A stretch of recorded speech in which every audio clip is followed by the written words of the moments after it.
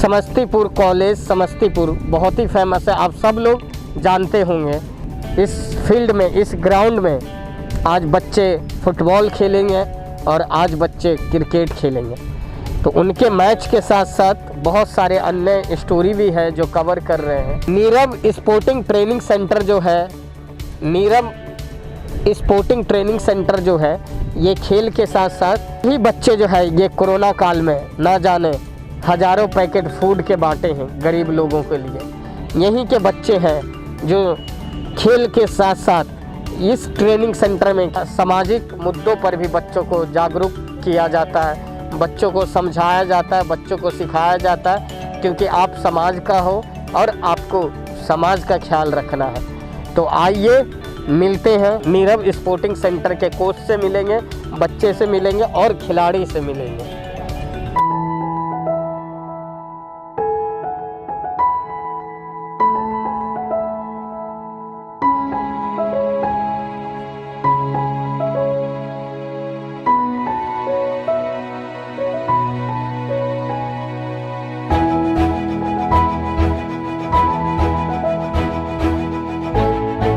लहरों के डर से नौका पार नहीं होती, कोशिश करने वाले को कभी हार नहीं होती। तो आज है नीरव कुमार जी, और नीरव कुमार जी जो है स्पोर्ट्स में बहुत ही इन्होंने कार्य किए हैं अच्छे और साथ में बहुत अच्छे प्लेयर हैं। आज उन्हीं के कहानी, उन्हीं के जुबानी जानेंगे, उन्हीं से हम लोग। नीरव कुमार सर, बहुत बहुत स्वागत है हमारे प्रोग्राम कहता बेगूसराय बढ़ता बेगूसराय में। नमस्कार, आप लोग को भी यहाँ समस्तीपुर की धरती पे आप लोग का स्वागत है। सर, ये नीरव स्पोर्ट्स ट्रेनिंग सेंटर जो है, इसके बारे में आपने कब स्थापना की और इसका सफ़र कैसा रहा, मैं जानना चाहता हूँ। मैंने इसका स्थापना 2018 में किया था। तो उस समय मैं झारखंड से खेलना चालू किया था। यहीं इसी मेरा गाँव, मैं जितवारपुर का हूँ और यहीं से खेलना चालू किया। शुरू में मैं क्रिकेट फुटबॉल दोनों खेलता रहा। सामने समस्तीपुर कॉलेज है, उसी में मैंने पढ़ा, इंटर कॉलेज यूनिवर्सिटी रिप्रेजेंट किया।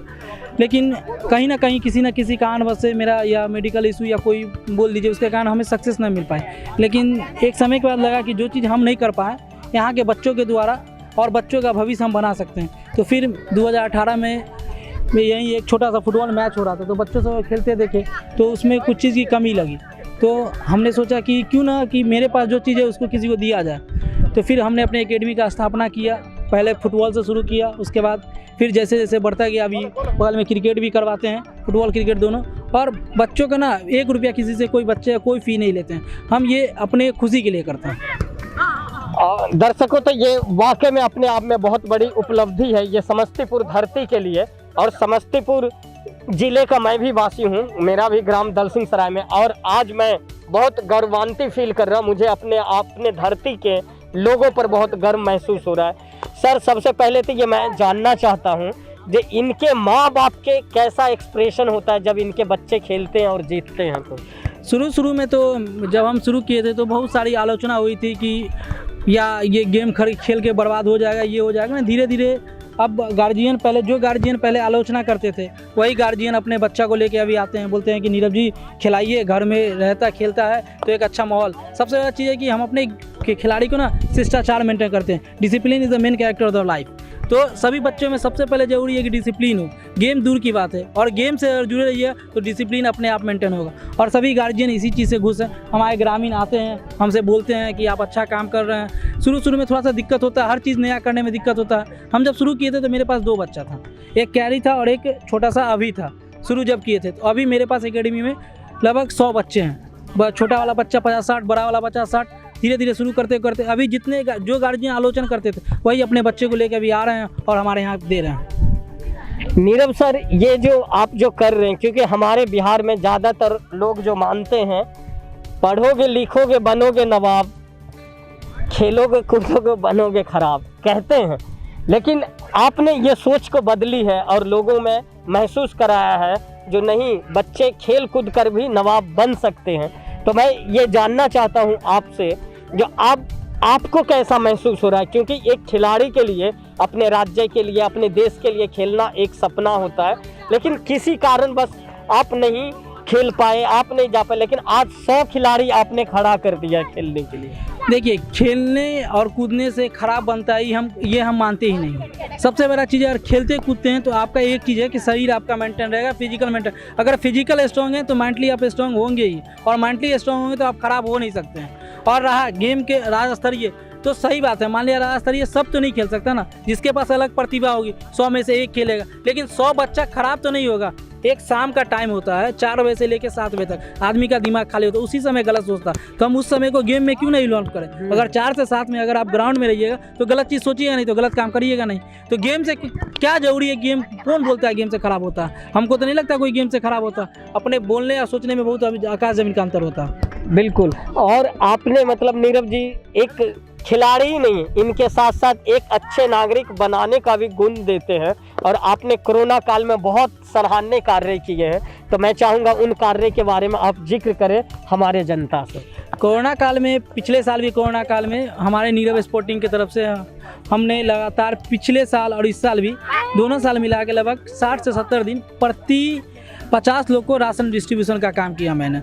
मतलब कि जो फैमिली, गरीब फैमिली, असहाय फैमिली हो, जो जिसके खाने का बेरोजगारी के कारण नहीं हो, उसके हर फैमिली को अपनी एकेडमी की तरफ से मतलब राशन डिस्ट्रीब्यूशन कर पर डे 50 आदमी 20 दिन हम लोग कंटिन्यू ये काम किए थे।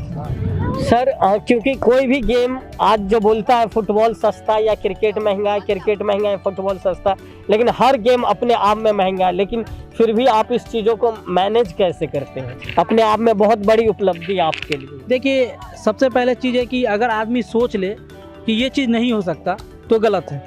बस आप करते जाइए, होना होगा ही। आप पहले सोच लीजिए कि ये चीज़ नहीं होगा तो संभव नहीं है, आप करना चालू कीजिए। आप करने लगिए तो आपके पीछे बहुत सारे अच्छे लोग आएंगे जो आपको मोटिवेट करते हैं। जैसे मेरे एक भैया हैं, वो इंडिया प्लेयर हैं, राजू रोमल, उन्होंने मुझे सपोर्ट किया। उन्होंने मुझे बताया कि नीरव जो काम कर रहे हो वो बहुत बड़ी काम है, उसके लिए दिल चाहिए, उसके लिए पैसा नहीं चाहिए। उन्होंने सिर्फ एक ही शब्द बोला कि इस काम के लिए पैसा की जरूरत नहीं, उस काम के लिए दिल की ज़रूरत है। आप दिल बड़ा करो अपने आप। बहुत लोग साथ आते गए, राजू रोमाल भैया हुए, वो आए साथ में, वो हमारी टीम को इंडिया खेले में बहुत चीज़ बताते हैं। फिर डॉक्टर NK आनंद हुए, उन्होंने मुझे सपोर्ट किया। यहाँ के ग्रामीण संतोष जी हैं, उसका नीरज, यहाँ के मतलब कि बहुत सारे लोग हैं जिन्होंने मुझे, विजय वासियान भैया हैं जो हाई कोर्ट के वकील हैं, उन्होंने मुझे बताया कि बस तुम काम करते रहो, ये जो काम करो इसके लिए तुम बहुत हिम्मत की ज़रूरत होती है, अकेले ये काम नहीं कर सकते, और इसमें पैसा की ज़रूरत ही नहीं है। तुम अगर ये काम करते हो तो लोग, पैसा क्या है, पैसा तो आता जाता है, लेकिन काम जो तुम्हारा अमर रहेगा। बहुत ही ये नेक कार्य है अपने आप में। मैं चाहूँगा जो कई सारे अच्छे काम करते हैं, जैसे मैं भी सोशल सेक्टर से जुड़ा हूँ, तो विरोधी भी स्टार्टिंग में विरोध करने लगते हैं, मतलब मजाक उड़ाते हैं या जो भी कह लो, लेकिन अब उनका इंस्पिरेशन कैसा रहता है? अब तो वो भी मतलब, जब तक आलोचक पैदा नहीं होगा तब तक आप आगे बढ़ नहीं सकते। और मुझे खुशी है कि वो मेरे आलोचक हैं। जब तक आलोचक आपको बताएंगे नहीं कि आप ये चीज़ जो कर रहे हो गलत है, सही है, तब तक आप आगे बढ़ नहीं सकते। तो हम पहले जो आलोचक थे, वो बोले ना, पहले जो आदमी आके बोलता था कि अरे खामखा अपना टाइम बर्बाद कर रहा है ग्राउंड में, झूठ खामखा बच्चा लोग क्या, आज की डेट में वही आदमी अपने बच्चे को लेके आते हैं, बोलते हैं नीरव सर इसको थोड़ा सा सिखा दीजिए। तो आलोचक को बदलने में टाइम नहीं लगता, आलोचक प्रशंसक बनने में टाइम नहीं लगता। प्रशंसक आलोचक बन जाए तब तकलीफ है, लेकिन आलोचक प्रशंसक बन जाए तकलीफ नहीं है। बहुत अच्छा। ये कोरोना काल बहुत ही दर्ददायक, दुखदायक रहा, चाहे एक्टर हो या क्रिकेटर हो या कोई भी प्लेयर हो, लेकिन इनमें, इस सिचुएशन में आपने बच्चों को कैसे मोटिवेट किया? सबसे पहले तो सब बच्चे, हम लोग जब शाम में बैठते हैं, कोरोना काल है तब भी आते थे, लेकिन हम लोग कोरोना डिस्टेंस मेंटेन का सामने बैठते, सबको एक दूसरे को बताते थे कि घर में जो कोई बीमार, सबसे पहले सतर्क रहो, एक दूसरे का हेल्प करना सीखो, एक दूसरे का हेल्प करो। और सबसे पहला चीज़ है ना, कभी किसी को ये मत बोलो कि आप इस बीमार से ग्रसित हो, ये ग्रसित, एक दूसरे को सलाह दो, एक दूसरे को राय दो। और बच्चों को हमेशा बोलते थे बीमारी जहाँ है वो है, लेकिन खुद से सतर्क हो, सतर्कता गई दुर्घटना घटी। इसलिए सभी बच्चों को बोलते हैं गर्म पानी पियो, ये करो, मास्क लाओ, सबको समझाते हैं। शाम में हम लोग आते हैं, एक अच्छा सा माहौल है अपना एकेडमी का, यहाँ 50-60 बैठने का व्यवस्था, सब लोग बैठते थे। शाम में हम लोग का डेली नाश्ता पानी जो भी होता थोड़ा बहुत होता। उससे क्या होता है ना कि मान लिया कोरोना काल है, गेम तो बंद है, लेकिन शाम के समय लड़का जब इधर उधर फिर बैठने लगा तो फिर दिक्कत है। तो हम शाम में डेली सब बच्चे को बुलाते थे, बोले गेम खेलो या ना खेलो, साथ में बैठो दिन भर क्या किए नहीं किए, दिन भर तुम्हारा क्या मूवमेंट रहा नहीं रहा, एक दूसरे को बताओ। इससे क्या होगा कि मान लिया कुछ बच्चा बोलता था कि भैया मेरे घर में ये चीज़ नहीं है, तो ठीक है नहीं है तो हम लोग साथ में मिल के थे ये चीज़ हम पूरा कर सकते हैं। तो हम लोग ना एकेडमी नहीं, हम लोग परिवार है, हम लोग परिवार की तरह हर आदमी का एक दूसरे सुख दुख में साथ देते हैं और सोचते हैं कि अच्छा करें। अच्छा, मैं देख रहा हूँ कि बॉयज़ के लिए एक्टिविटीज, गर्ल्स के लिए भी कुछ प्लानिंग कर रहे हैं आप लोग। मेरे एकेडमी में शुरू में 2-3 गर्ल्स थी, तो अभी कोरोना काल में वो लोग नहीं आ रही है और गर्ल्स का है, बॉयज़ एंड गर्ल्स दोनों का है। वाह, नाइस नाइस। और एक चीज़ मैं जानना चाहता हूँ, जो अब क्योंकि आपने इतना कुछ अच्छा कार्य करने जा रहे हैं, तो आपके परिवार वाले क्या सोचते हैं आपके प्रति? मेरे परिवार वाले, तो मैं सबसे पहले अपने पापा के बारे में बता दूं। मेरे पापा खुद एक फुटबॉल प्लेयर रह चुके हैं और वो फुटबॉल के बहुत अच्छे प्लेयर रह गए, तो थोड़ा सा होता है शुरू में कि फैमिली वाला बोलता है कि क्या कर रहे हो, इसका कोई स्कोप नहीं है। तो हम समझाते थे, फिर धीरे धीरे जब पापा देखे कि इतना लोग आता है, इतना लोग पहुँचता है, इतना प्लेयर इसका बात मानता है, तो पापा भी सपोर्ट करने लगे। अभी भी मतलब मैं ये जानना चाहता हूँ सर, जो आप जो इंस्पायर हुए होंगे, क्योंकि हर लोग कभी न कभी किसी से इंस्पायर होते हैं इस कार्य को करने के लिए, तो आप किन से इंस्पायर हुए? तो मेरे इंस्पिरेशन ना, हम ना क्रिकेट जब खेलते थे तो उस समय ना सचिन तेंदुलकर को हम आइडियल मांगते थे। तो हुआ क्या ना, तो हम 1996 की बात कर रहे हैं, 1996 में या उसी आसपास तेंदुलकर जी वर्ल्ड कप खेलने गए थे और उनके पापा जी एक्सपायर कर गए थे। एक्सपायर कर गए थे, तो उनको वर्ल्ड कप से वापस आना पड़ा था। लेकिन उन्होंने जब वर्ल्ड कप किया, लेकिन फिर भी मैच बचा था, फिर भी वो दोबारा गए। तो उस दिन हमको लगा कि क्रिकेट या फुटबॉल कोई भी गेम हो, उसमें ना एक अलग मोटिव होता है, फैमिली एक अलग मोटिव, अगर दोनों को हम मिला देते हैं तो साथ में नहीं करते। तो हमारे इंस्पायर सचिन तेंदुलकर थे। क्रिकेट में सचिन तेंदुलकर और फुटबॉल में बाइचिंग भूटिया।